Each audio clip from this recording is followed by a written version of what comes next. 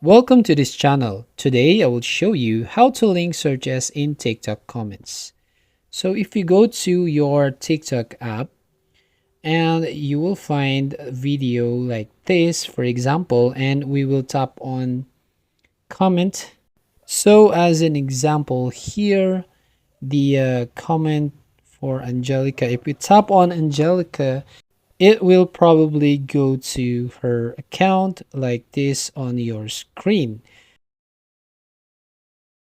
So for example, I will tap this word and you can see right here, it doesn't add it as a search. So actually, it's only TikTok algorithm who will decide whether to link it as a search. So if you wanted to link a certain search in your comments, basically the thing you can do is comment in here, but it's the TikTok algorithm that chooses whether to link it to search or not.